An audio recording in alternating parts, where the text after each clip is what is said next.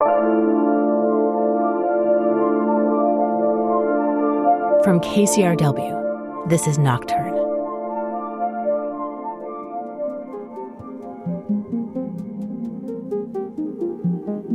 I was a Zen Buddhist monk during the latter half of the 80s.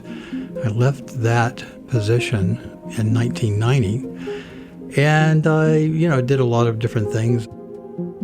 That's Clark Strand. Here are some of the things he went on to do after being a Buddhist monk.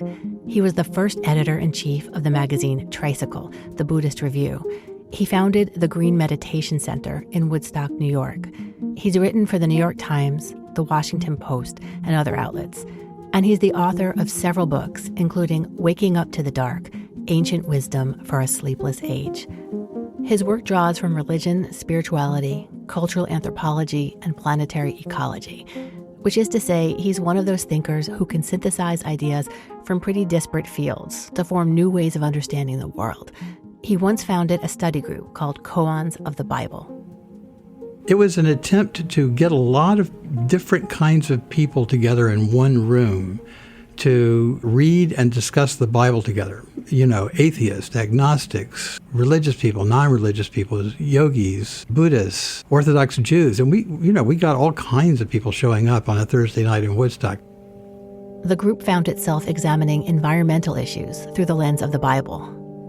And so finally, our reading of the Bible, we weren't reading it for its religious content at all. We were beginning to read it as kind of a document of where humanity went wrong, starting from the very beginning, and how we found ourselves in this fix.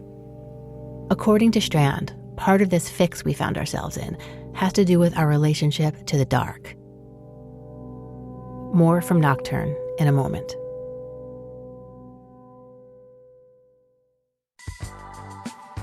Thank you for listening to this KCRW podcast. In case you don't know us, KCRW is public radio in Los Angeles, bringing the best of NPR to Southern California. We're also known for our own brand of bold and innovative programming, evocative storytelling, taste-making music, and audio documentaries that are little movies for your ears. You can join our community to support this show and others, or make a one-time donation just to say thank you. Find out more at kcrw.com/join.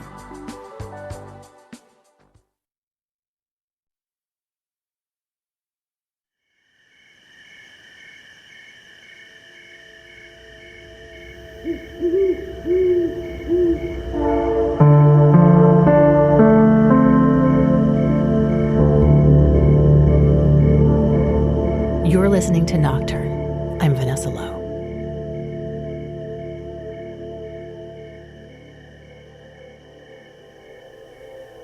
I don't remember exactly when I realized that I was waking up in the middle of the night. Certainly I was a very young child, and it may simply be because it's natural to wake in the middle of the night. This is part of our natural circadian rhythms in the absence of high levels of artificial lighting. I was getting in bed, and it was getting dark, and, I would sleep, and I would wake after about 4 or 5 hours. And in the beginning, I would just sort of lie there. It was sort of wonderful, and I remember it being kind of a magical time. I was never afraid of the dark as a child. If there were any monsters under my bed, they never bothered me.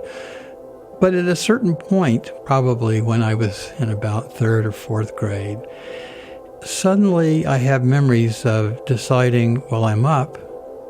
Everyone else is asleep. It's beautiful out. I'm not afraid of the dark. Why not just step outside? And so I did. By the time Clark Strand was a teenager, he was often walking 5 miles or more in the middle of the night. He felt profoundly at home in the dark. And occasionally someone would say to my mother, I saw your son walking in the middle of the night. She would say what she had learned to say by then was, yeah, he'll do that.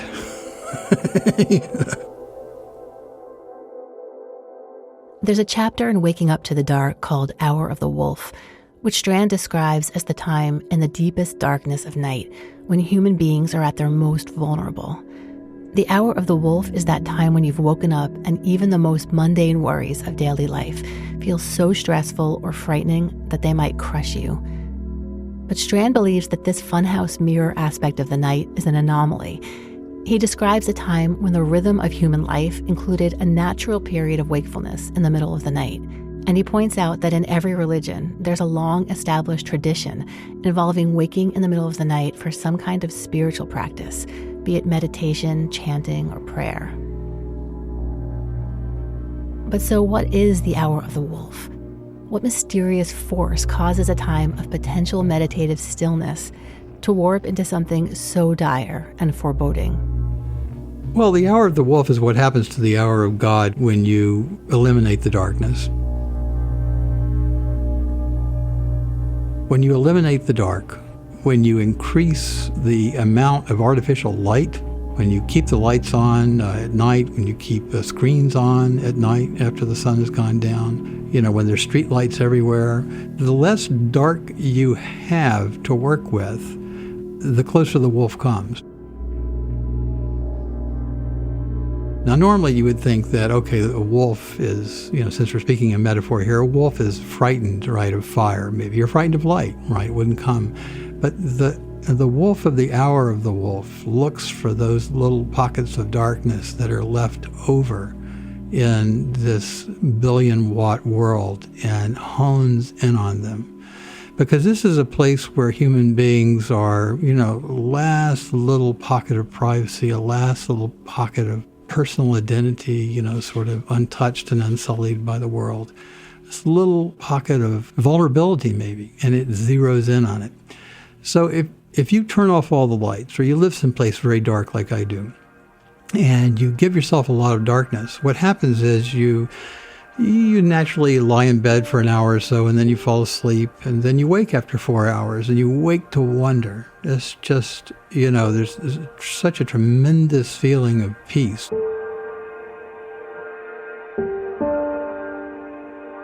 But if you restrict the amount of darkness, if you chip it away on either side with artificial light so that there's very little darkness left, if you compress sleep so that you no longer wake to that hour, the hour of God, then when you do wake, and you will as you get older, then you tend to wake to a more agitated state of mind. It's almost as if the body knows that now is a time to be open and relaxed and trusting, but you can't let yourself do it. You haven't really been able to let go of the anxieties and worries of the day. They intrude upon the night along with the light.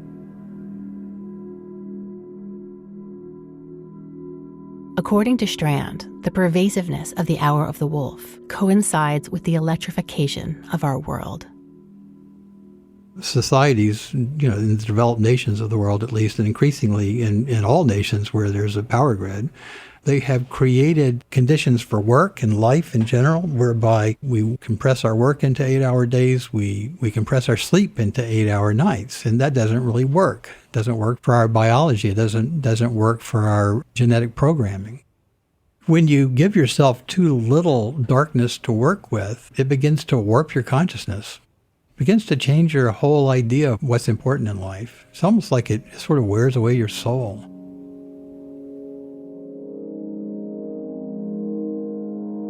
Strand never outgrew his childhood habit of waking up in the darkness. He's continued to get out of bed, put on his shoes, and wander through the night, often in the woods near his home. He spends the time thinking, observing the creatures and landscape, and connecting with the inner rhythms that can only be heard and felt in the darkness. He'd long thought of that time as the hour of God, a period of connection to something deep and sacred.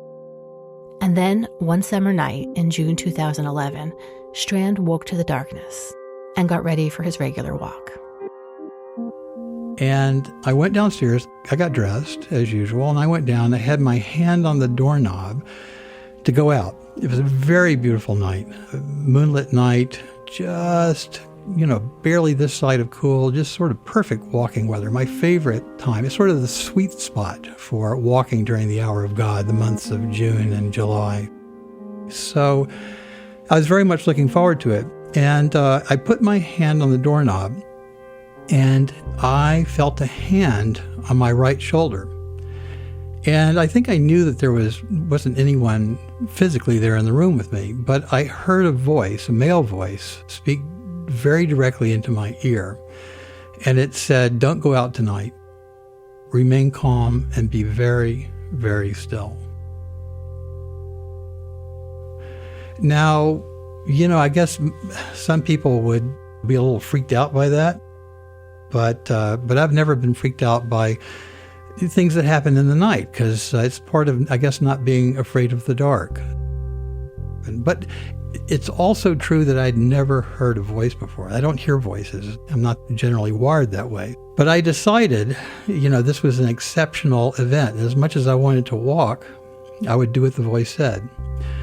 So I went and I lay down on the couch by the window, overlooking the moon, and I did what I had been trained to do when I was a Zen monk, just emptying my mind and getting very, very still. That's what I've been told to do. So I stayed like that for about 40 minutes, and then I knew, I felt it, that there was someone in the room with me. And I had my eyes closed, and I opened my eyes, and I saw directly, in front of my field of vision, about maybe a foot and a half away from me, I saw two reed stalks blowing as if like moved by like an invisible breeze. And then they disappeared, and they were replaced by the face of a young girl, about 16 or 17 years old. And she had a very moon-like pale face, freckles around her nose, and auburn hair cut short, hazel eyes, and she had an X of black electrical tape over her mouth. I looked at this, and the eyes were very, very urgent. There was a tremendous sense of urgency in her eyes. I didn't know who she was. I'd never had a vision of any kind like this. I didn't know what this was. But the tape had to come off, that I knew. And so I leaned forward, and as gently as I could, being careful not to touch her, because I somehow felt that absolutely could not happen. And I pulled the tape off of her mouth, and I can still remember what it felt like. It was, the feeling of tape pulling against skin. And then she gasped. It was as if she hadn't been able to breathe. But it was a strange sound. The sound of like air rushing into a crypt after a long time or something like that. It was like a whooshing sound. It didn't fit the size of her body, which was quite small. It was like she hadn't been able to breathe for a long time, for maybe ages. And then I opened my mouth to speak. I wanted to engage with her, ask who she was at the very least, but she shook her head. And then we looked at one another for a long moment. And then, this is the damnedest thing, I'd been trained as a Zen monk. And when you're trained in Zen, you're trained to ignore things like this. They're called makio, or illusion. You're meant to dismiss them. So I just closed my eyes and went back to meditating. And then when I opened my eyes again, about 40 minutes later, she was gone. But the next morning I woke up and I turned the downstairs over 2 or 3 times looking for that tape. I was convinced it would be there. I couldn't find it. But after that moment, she was always there. I couldn't see her. But by daylight, at night, she was constantly in my presence to my left. Almost like you can feel the heat of someone's body who's standing close to you. It was like that. I could feel her physical presence with me wherever I went. And it was like that for about 2 weeks. And then 2 weeks later, I woke up again to go for another walk. Same thing. I've been walking every night since then, but 2 weeks later, I was up for another walk. I put my hand on the doorknob, same hand on my shoulder, same message, don't go out, remain inside, be very, very still. But now I know what to expect. Now I know what's going to happen. So I go and I meditate, but the whole time I'm meditating, it's hard to even make my mind still, because this question that I've had all this time, who are you? That's it. So I open my eyes again, she's there, and now, of course, the tape's off her mouth. So I say, who are you? And she says, I am the hour of God. And I say, some of the most foolish words I think I've ever spoken in my life, I say, because this is what I've been calling this time in the middle of the night for years. When I wake up to walk, I've called it the hour of God because it seems so sacred. So I said, I think I know what that is. I mean, Jesus, what kind of idiot? I mean, it's laughable, really. I just said, yeah, right, sure, I know what that is. And she said, if you really knew, you would have said who, not what. And that was it. It was like it just flipped my mind over on its belly. It was like I just suddenly understood what had been happening my whole life. I realized that, I always thought of the darkness as a thing. I thought of that state of mind as a what. I thought of myself as a what. I thought of the whole world as a what. And she said, here I am in front of you, and I'm a who, and the whole world is a who, and the whole world is me. There was no way of walking that back, that understanding.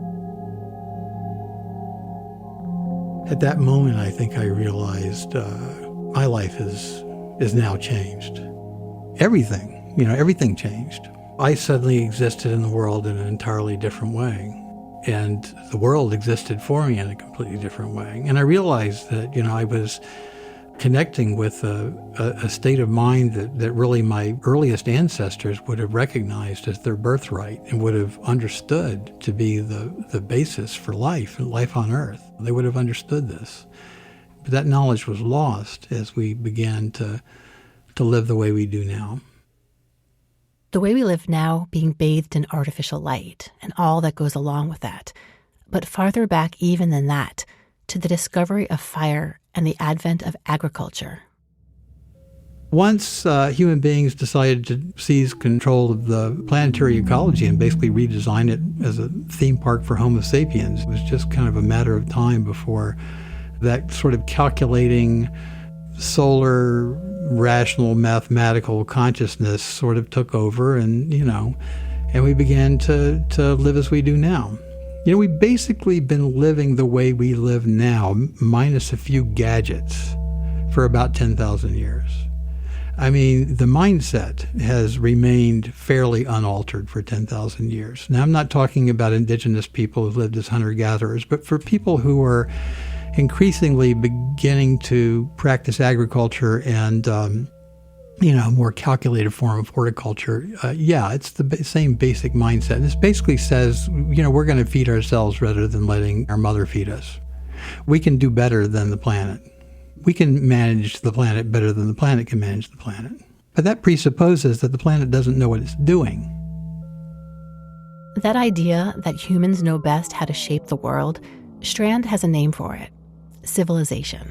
Well, culture and civilization are not the same, and I think that's really important to know. Culture is founded on story, on tribal identity, perhaps, natural way in which people cohere together in groups, usually small groups, begin to tell stories, the rituals by which they fall in love and birth their babies and bury their dead.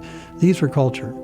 Civilization occurs when you reach a critical mass of population where suddenly you've got to stay in one place and do backbreaking work and basically begin exercising all kinds of forms of mind control over other people in order to get them to do this backbreaking work of redesigning the world. And as much fun as this big project of redesigning the world has been, with its comforts and entertainments, it's becoming pretty clear that it has some serious drawbacks. We live in a time when people are basically addicted to civilization and all of its artifacts. So, we have these things that we think we need. We're convinced we need them. We're convinced we have to have them and create them and maintain them and fix them when they break. But in fact, as animals, we really don't need any of them. And we're destroying the world.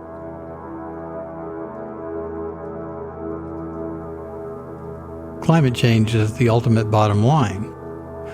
Human beings have lived really in defiance of the natural order for a long time. But, the natural order is much, much bigger than humans. So you can't really prevail against, a planetary ecology. It's just too big.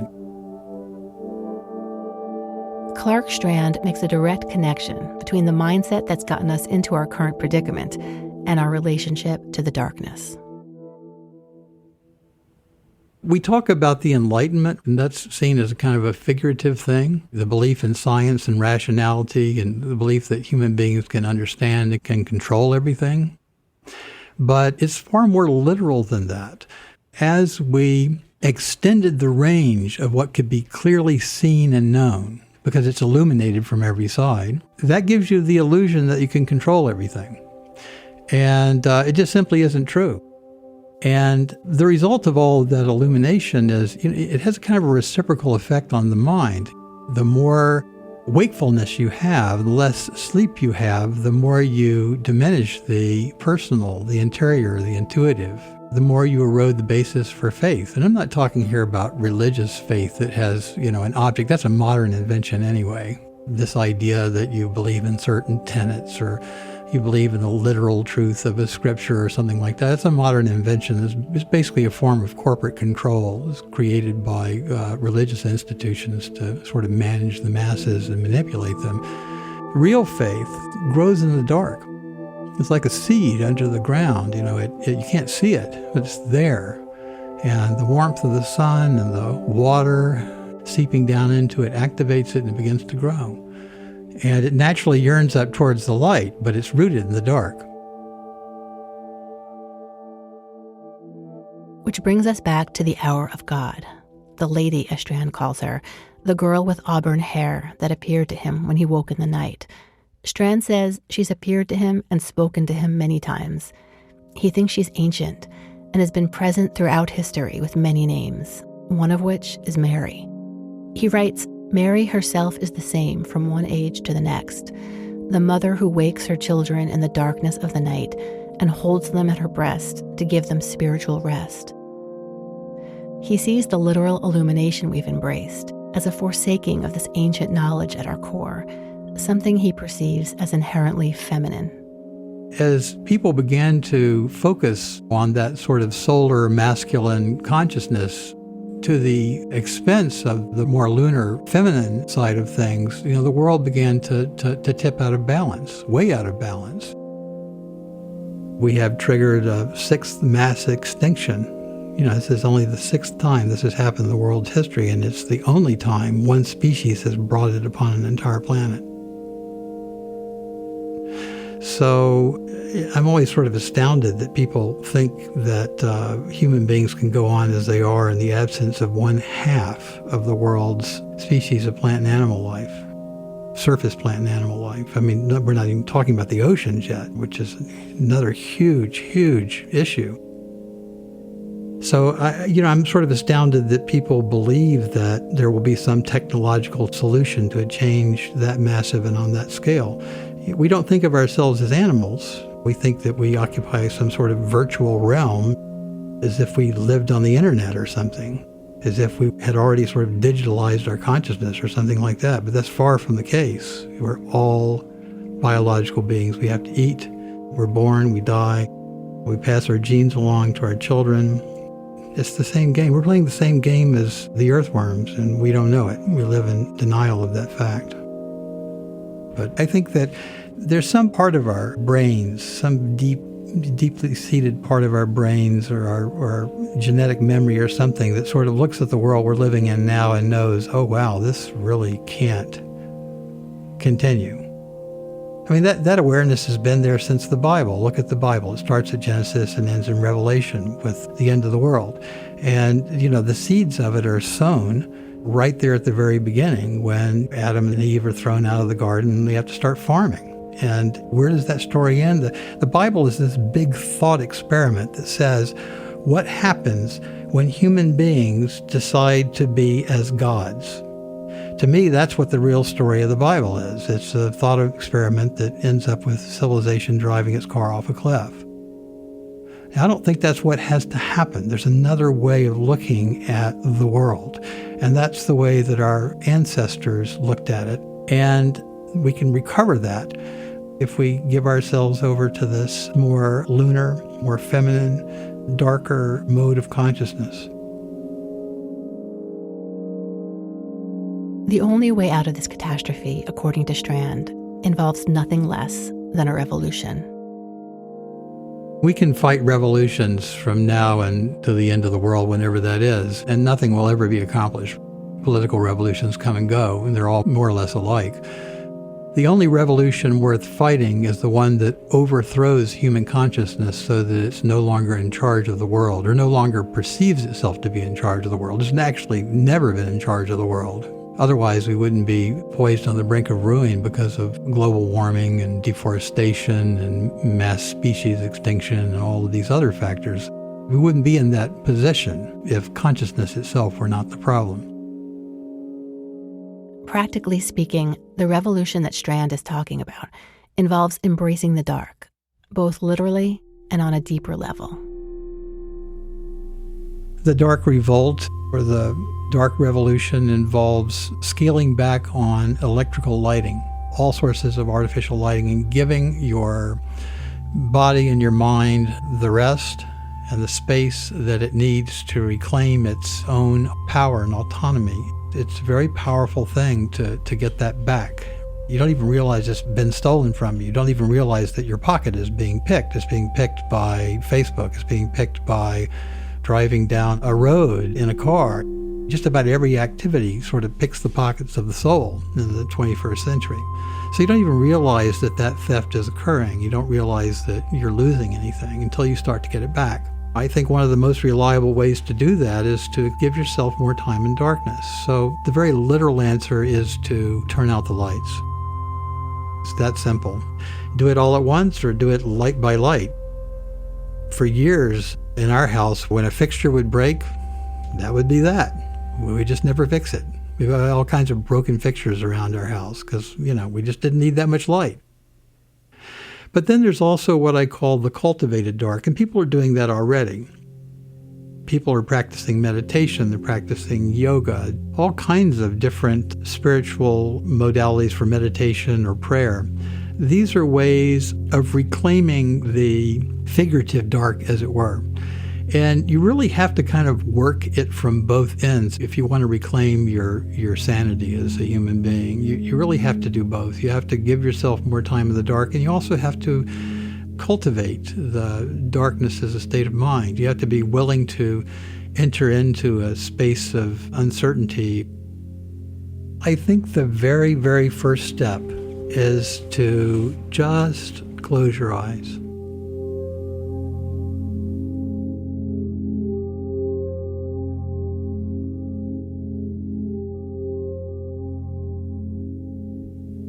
And, that's something you can do anywhere.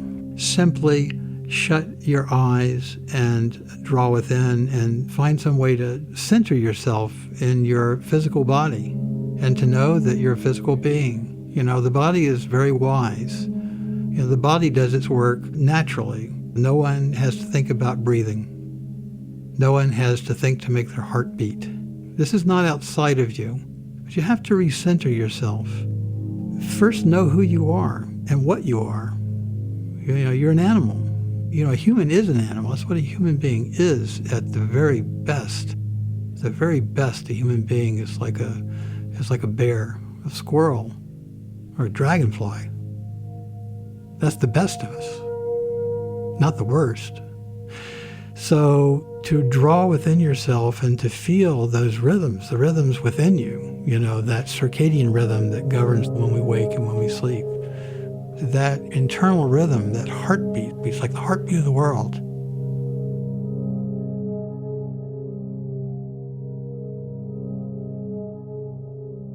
At the very end of Clark Strand's book, Waking Up to the Dark, is a section called Gospel According to the Dark. It's 3 pages long, and it's a sort of manifesto in first person. Strand says that Our Lady dictated it to him sometime in the fall of 2011. He says it was a beautiful sunlit day when he was at home alone, lying on the bed in his upstairs bedroom. He says that by then it was clear that Our Lady wanted him to write a book about the Rosary, a deeper, older sense of the Rosary than had been written before. He remembers thinking he wasn't up to the task and that he wouldn't even know where to begin. Then he felt her presence more strongly in the room, and he said, "How can you expect me to write a book about something I don't understand?"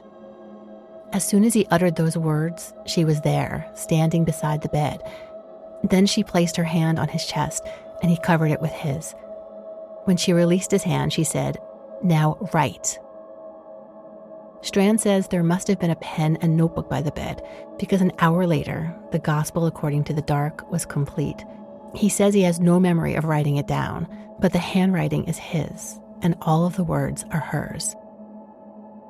It begins with this paragraph: "Say to the nations, let there be no light upon the face of the earth. Let the machines all cease their movements, the wires their humming. Let the skies be empty of satellites and silver birds. Let the forests return and the watercourses find their way. All things seek their mother, save man only. Now is the hour of her return."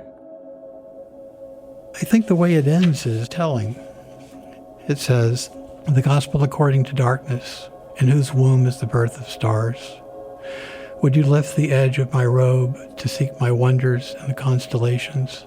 Will a galaxy answer your questions about the soul? He is a fool who supposes there is anything to find in the heavens. As in the heavens, so it is on earth. I alone am, but I am not alone. For you are with me and within me. Your heartbeat is my heartbeat, and your breathing is mine. The dirt is my body. It does not defile me. The fire that sweeps the mountains is the red of my hair. What is death to you, I experience as a kiss. I part my lips, and my tongue touches that which you call a soul. To me, it is but the sweetness of a lover's mouth. Fly from it, and you will drive the world into an abyss." The Gospel according to the Dark. So it's all there. Anyone can experience that. That is our birthright. And that's the place to begin. You have no power in the face of so much insanity and so much rapacious greed, except the power that you have within your body. But that's very, very powerful. And that's the place to put down roots and plant your seed.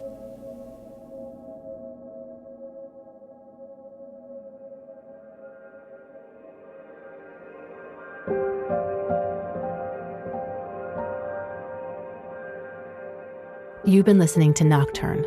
I'm Vanessa Lowe. The show is produced by me and was created by myself and Kent Sparling, who also composed the theme music. Nick White is our senior editor. Nocturne is distributed by KCRW and also receives support from KCRW's Independent Producer Project. You can find more information about Clark Strand at our website, nocturnepodcast.org, in the show notes for this episode. He has a new book coming out in November entitled The Way of the Rose, The Radical Path of the Divine Feminine Hidden in the Rosary, which he wrote with his wife, Perdita Finn. Find us on Twitter, Facebook, and Instagram. We're at Nocturne Podcast, or connect over email at hello@nocturnepodcast.org. We'd love to hear your thoughts and ideas. Till next time, thanks for listening.